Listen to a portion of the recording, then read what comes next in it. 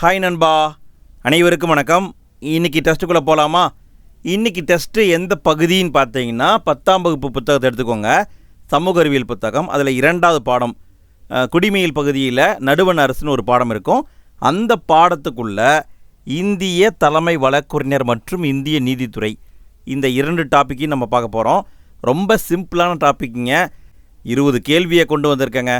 Attend பண்ணுங்கள். கடைசியாக உங்கள் ஸ்கோர் என்னங்கிறத கமெண்ட்டில் போட்டுவிடுங்க. டெய்லியுமே நம்ம டெஸ்ட் நடத்திட்டு இருக்கோம்.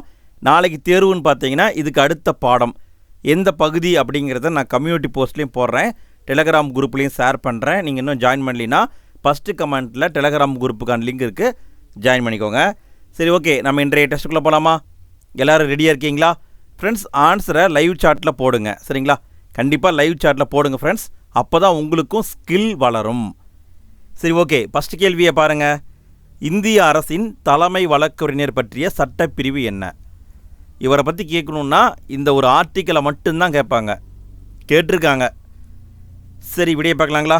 சட்டப்பிரிவு 76 என்பது இந்திய அரசின் தலைமை வழக்கறிஞர் பற்றியது. அடுத்த கேள்வியை பாருங்கள். சரியான கூற்றை கண்டறிக. 2 பாயிண்ட் இருக்குது, எது சரின்னு கண்டுபிடிக்கணும். ஆல்ரெடி இந்த பாயிண்ட்டை நம்ம பார்த்தது தான். சரி, விடையை பார்க்கலாங்களா? ஃபஸ்ட்டு பாயிண்ட்டு, நிதி மசோதா குடியரசுத் தலைவரின் ஒப்புதல் இன்றி நாடாளுமன்றத்தில் அறிமுகப்படுத்த முடியாது. இதுவும் கரெக்டு தாங்க. 2வது பாயிண்ட்டு, பிரதம அமைச்சர் நாட்டின் உண்மையான தலைவராகவும் நாட்டின் முக்கிய செய்தி தொடர்பாளராகவும் செயல்படுகிறார். இதுவும் கரெக்டுங்க. அப்போ விடைன்னு பார்த்தீங்கன்னா 2ம் சரி. கூற்று 2ம் சரி. அடுத்த கேள்வியை பாருங்கள். கீழ்காணும் எந்த விதியின் அடிப்படையில் குடியரசுத் தலைவர் நிதி நெருக்கடி நிலையினை அறிவிக்கிறார்? இந்தியாவில் இது வரைக்கும் அறிவிச்சதே கிடையாது. ஆனால் தேசிய நெருக்கடியை அறிவிச்சிருக்காங்க. 3 முறை அறிவிச்சிருக்காங்க. நம்ம பார்த்துருக்கோம். இப்போ மறந்துருக்குமே, ஞாபகம் இருக்கா? ஞாபகம் இருந்தால் மறக்காமல் கமெண்ட்டில் போட்டு விடுங்க. 3 ஆண்டுகள் அறிவிச்சிருப்பாங்க. சரி, விடையை பார்க்கலாங்களா? விடை 360வது பிரிவு நிதி நெருக்கடி பற்றியது. 352 என்பது தேசிய நெருக்கடி, 356 என்பது மாநில நெருக்கடி. அடுத்த கேள்வியை பாருங்கள். இந்திய அரசின் தலைமை வழக்கறிஞர் எத்தனை ஆண்டுகள் உயர்நீதிமன்றத்தில் நீதிபதியாகவோ அல்லது எத்தனை ஆண்டுகள் உயர்நீதிமன்றத்தில் வழக்கறிஞராகவோ செயலாற்றி இருத்தல் வேண்டும்? அவருக்கு 2 சாய்ஸு. ஒன்று, அவர் நீதிபதியாக இருந்திருக்கணும், இல்லைன்னா வழக்கறிஞராக இருந்திருக்கணும். விடையை பார்க்கலாங்களா? விடை, அவர் 5 ஆண்டுகள் நீதிபதியாக இருந்திருக்கணும், 10 ஆண்டுகள் வழக்கறிஞராக இருந்திருக்கணும். சரிங்களா? 2ல் ஏதோ ஒன்று இருக்கணும். சரிங்களா? அப்போ விடைன்னு பார்த்தீங்கன்னா என்ன வருதுங்க? 5:10. அப்போ ஆ தான் ஆன்சர். அடுத்த கேள்வியை பாருங்கள். நடுவண் அரசின் அரசியலமைப்பு தலைவர் யார்? நடுவண் அரசின் அரசியலமைப்பு தலைவர். விடையை பார்க்கலாங்களா? விடை, குடியரசுத் தலைவர். அடுத்த கேள்வியை பாருங்கள். இந்திய அரசின் தலைமை வழக்கறிஞர் எவர் ஆவதற்கான தகுதி பெற்றிருத்தல் வேண்டும்? இந்திய அரசுடைய தலைமை வழக்கறிஞரை நியமிக்கணும்னா அவருக்குன்னு தகுதி வேணும். முன்னாடியே நம்ம பார்த்தோமா? அந்த கேள்வியிலேருந்தே ஆன்சரை கண்டுபிடிச்சிருப்பீங்க. விடை, உச்ச நீதிமன்றத்துடைய நீதிபதி ஆவதற்கான தகுதி இருக்கணும். சரிங்களா? அவர் உச்ச நீதிமன்றத்தில் வேலை பார்த்துருக்கணும் கிடையாது, உயர் நீதிமன்றத்தில் தான் அவர் வேலை பார்த்துருக்கணும். சரிங்களா? அப்படி தான் நம்ம பார்த்தோம். கரெக்டாக? இங்கே பாருங்கள், அவர் உயர் நீதிமன்றத்தில் நீதிபதியாகவோ அல்லது வழக்கறிஞராகவோ இருந்திருக்கணும். அவர் உச்ச நீதிமன்றத்தில் நீதிபதி ஆவதற்கான தகுதியை பெற்றிருக்கணும். சரிங்களா? அப்போ இதுதான் ஆன்சர். அடுத்த கேள்வியை பாருங்கள். இந்திய அரசின் தலைமை வழக்கறிஞர் பற்றிய தவறான கூற்றை கண்டறிக. 4 பாயிண்ட் இருக்குது, எது தப்புன்னு கண்டுபிடிக்கணும். கண்டுபிடிங்க பார்க்கலாம். ஃப்ரெண்ட்ஸ், வீடியோவுக்கு லைக் போடாத நண்பர்கள் லைக் போடுங்க. ஃப்ரெண்ட்ஸ், லைக் போடுங்க. உங்கள் ஃப்ரெண்ட்ஸ்க்கும் ஷேர் பண்ணுங்கள். வீடியோ பற்றிய ஃபீட்பேக்கை கமெண்ட்டில் போட்டு விடுங்க. சரி, ஓகே, விடையை பார்க்கலாங்களா? ஃபஸ்ட்டு பாயிண்ட் பாருங்கள். இந்தியாவின் அனைத்து நீதிமன்றங்களிலும் வழக்காடும் உரிமை உண்டு. இது உண்டான்னு கேட்டால் கரெக்டாக உண்டுங்க. சரிங்களா? அவர் எந்த நீதிமன்றத்துலேயும் வழக்காடலாம். ஓகே. அடுத்த பாயிண்ட்டு, நாடாளுமன்றத்துடைய 2 அவைகளிலும் பேசவும் பங்கு கொள்ளவும் அவருக்கு உரிமை உண்டு. இதுவும் சரிதான். அடுத்த பாயிண்ட்டு, நாடாளுமன்ற கூட்டத்தொடரில் வாக்களிக்கும் உரிமை உண்டு. தவறுங்க. அவர் கலந்துக்கலாம், பேசலாம். ஆனால் அவருக்கு வாக்களிக்கும் உரிமையெல்லாம் கிடையாது.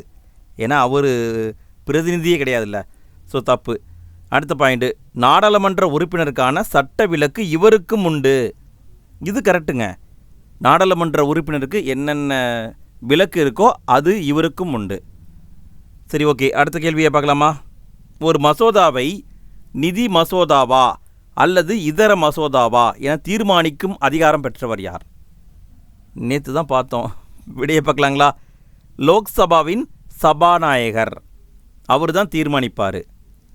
அடுத்த கேள்வியை பாருங்கள். தற்சமயம் உச்சநீதிமன்றத்தில் தலைமை நீதிபதி உட்பட நீதிபதிகள் எண்ணிக்கை டேஸ் ஆகும்.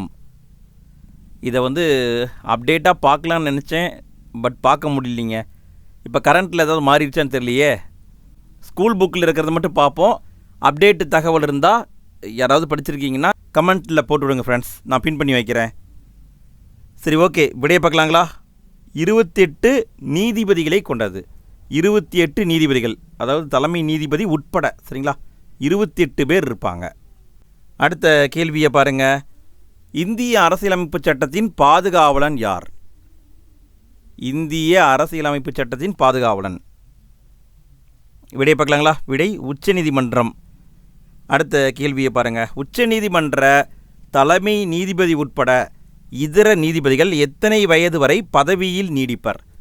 இந்த கேள்வியை வேணால் கேட்க வாய்ப்பு இருக்குங்க. உச்சநீதிமன்றம்னா எத்தனை வயது வரைக்கும் அவங்க வேலை பார்க்கலாம்?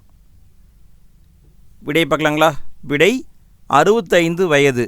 அதுவே உயர்நீதிமன்றம்னா 62 வயது. சரிங்களா? உயர்நீதிமன்றம்னா 62, உச்சநீதிமன்றம்னா 65. சரி, அடுத்த கேள்வியை பாருங்கள்.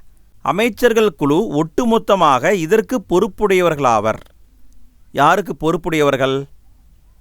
நம்ம முன்னாடியே பார்த்துருக்கோங்க. விடை மக்களவைக்கு பொறுப்புடையவர்கள். அடுத்த கேள்வியை பாருங்கள். இந்திய உச்சநீதிமன்றம் தொடங்கப்பட்ட நாள். இந்திய உச்சநீதிமன்றம் தொடங்கப்பட்ட நாள். விடையை பார்க்கலாங்களா? 1950 ஜனவரி 28.